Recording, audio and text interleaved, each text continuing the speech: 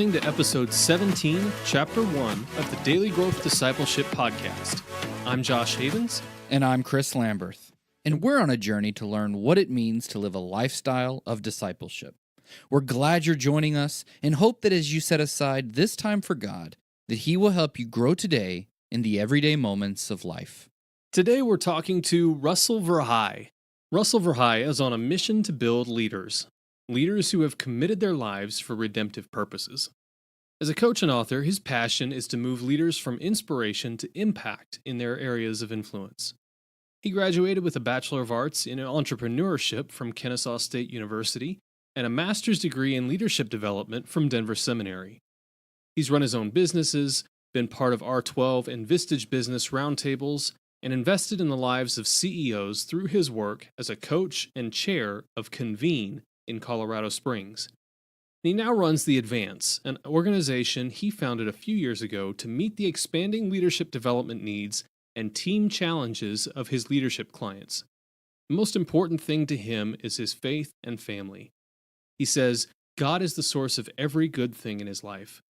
He and his wife Carrie have been married for 23 years, and they have 4 children. Here at Daily Growth Discipleship, Josh and I believe there are 5 steps to creating a lifestyle of discipleship. And step 3 is walking with others. We weren't meant to walk alone. We were created for community. And because of that, we have a deep need to build relationships with others. Relationships are part of what give our lives meaning because they are the context in which we live and the reason we serve others. But probably more than any other reason, we crave relationships with others because we serve a relational God. He saw that it wasn't good for man to be alone in the garden, and so he created the woman from his flesh so that he would have a relationship with another. God, who is triune and relational by his very nature, created us so that we could know him and be known by him. And so how we relate to one another is greatly influenced by our relationship with him and vice versa. Learning how to grow in our relationships with others becomes a critical part of our discipleship process. Christ may call us individually to follow him, but he calls many on this journey. And so we must learn to walk with others and serve one another as brothers and sisters in Christ. All right, we're here with Russell. Russell, welcome to the podcast. Hey, it's great to be here. Thanks for having me. Your life and your work has really been focused around relationships. I mean, you have a leadership foundation with The Advance. You've written a book now on how to have conversations and growing deeper relationships with those around you. It really seems like all of your life has been focused around relationships. But I think too much in today's age, we take them for granted.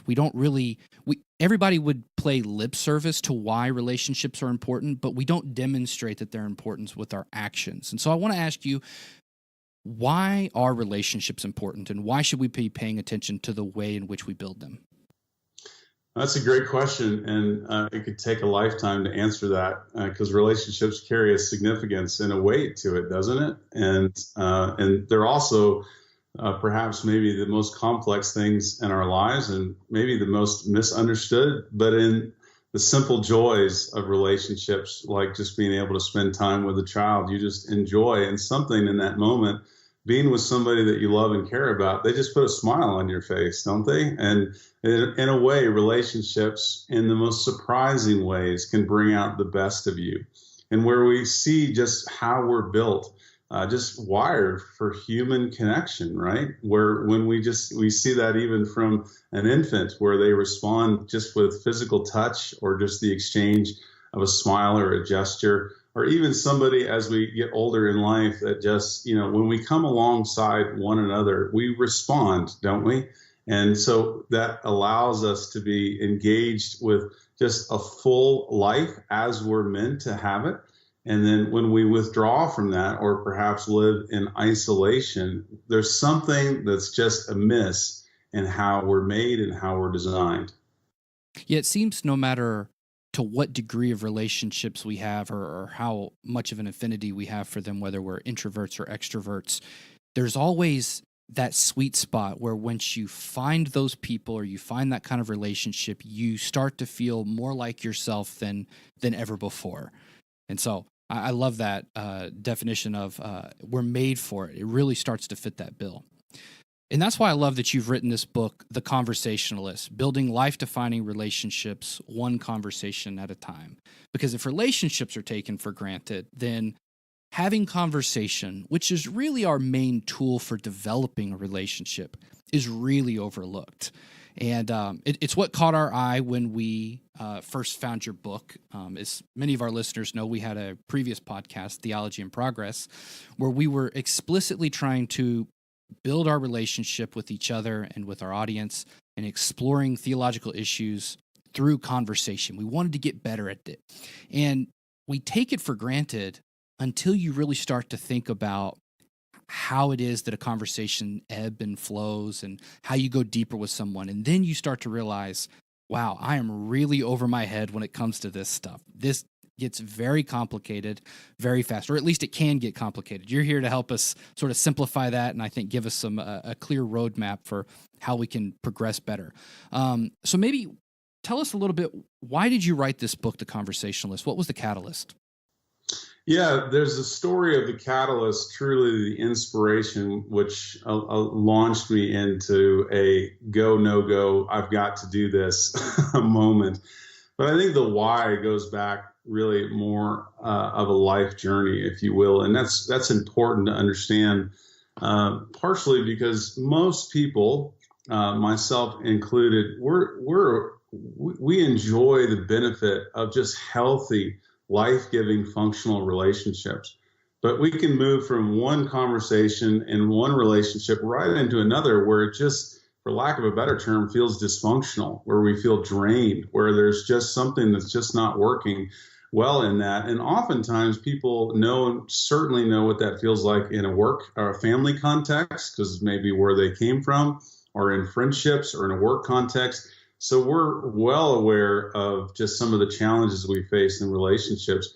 So in that incubator as a young man, if you will, relationally, I had truly a gift as a young guy, a teenager, if you will, where something happened. I don't know how to describe it other than it was like a homing beacon went off inside of me as a teenager that just said, I need to have some mentors in my life. I have this desire to grow and develop and mature. I just have things that are going on inside of me I can't even put words to. And it was something that just this thing went off inside of me as a young buck.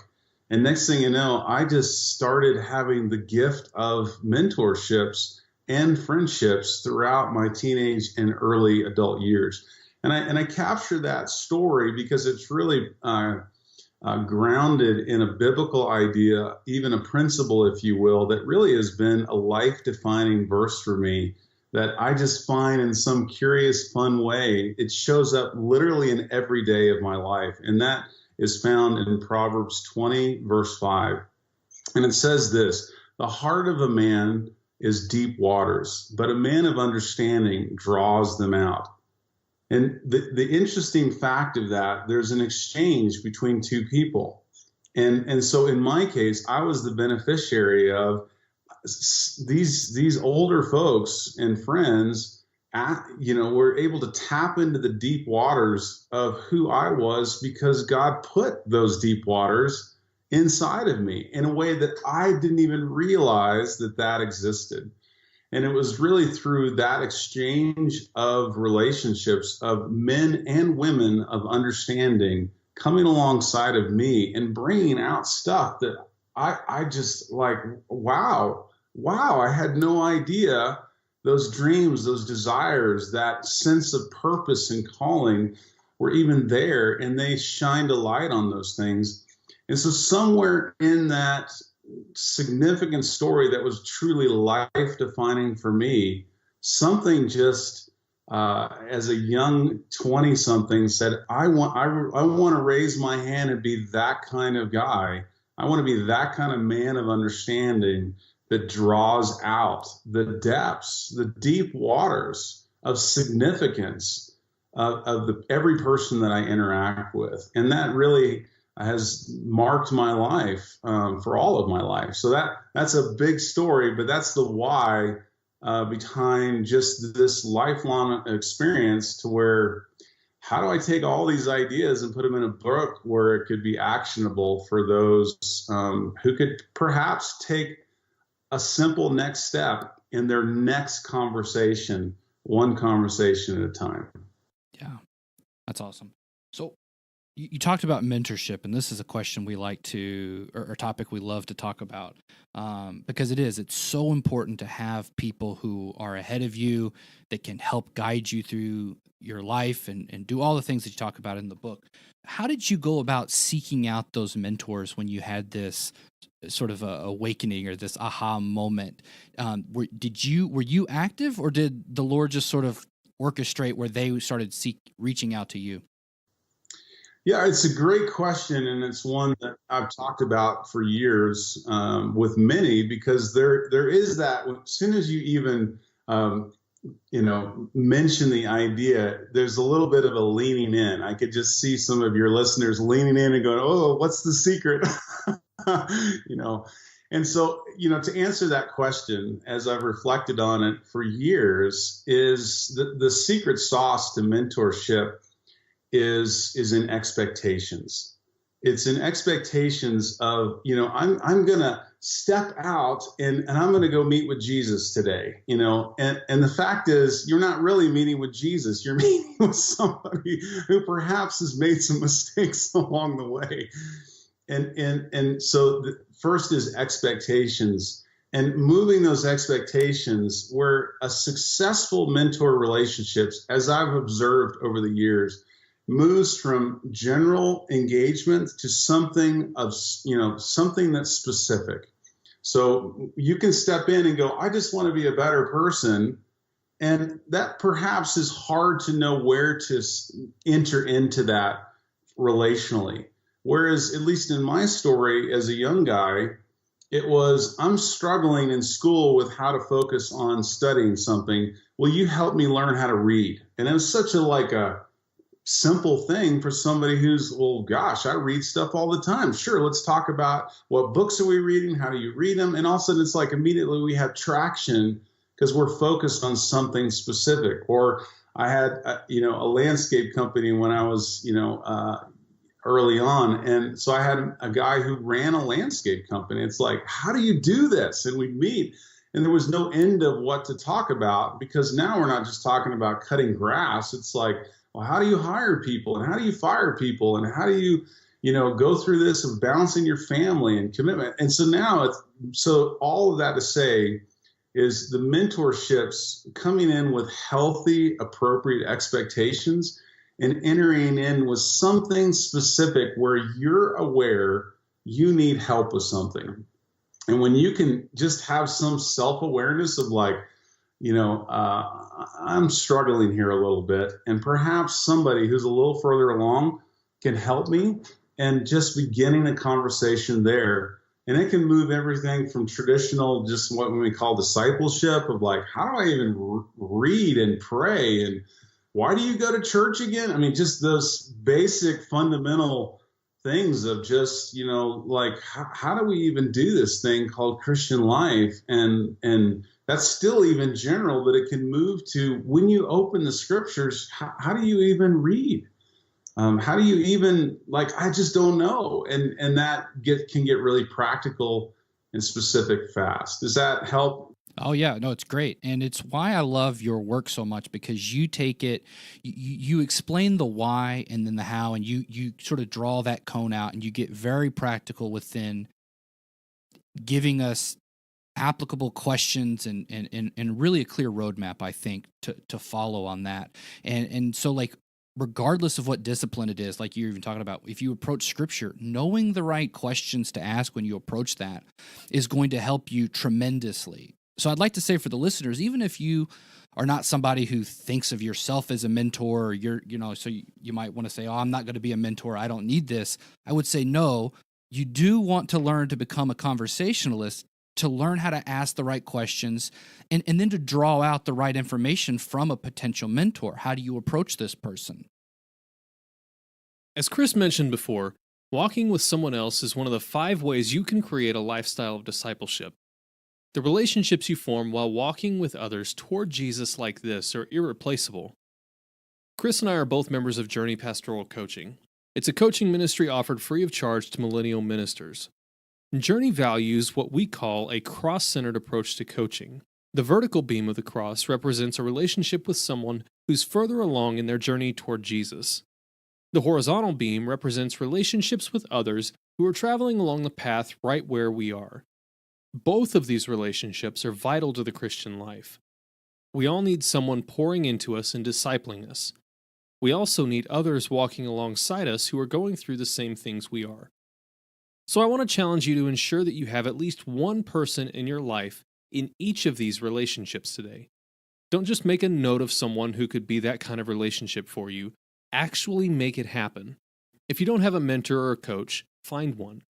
If you need help finding someone, send us a message at dailygrowthdiscipleship@gmail.com.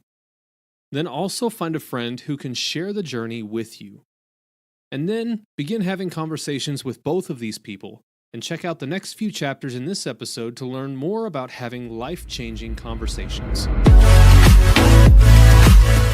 Thanks for listening to the Daily Growth Discipleship Podcast. To find out more about Russell and his work, check out theadvance.net or go to buildingstrongleaders.com. There you can pick up a copy of his book, The Conversationalist, and even sign up for a course on building these life-defining relationships. If you want to stay up to date on everything that's happening with Daily Growth Discipleship, you can go to dailygrowthdiscipleship.com and subscribe for free, or sign up on Apple Podcasts, Google Podcasts, and Spotify.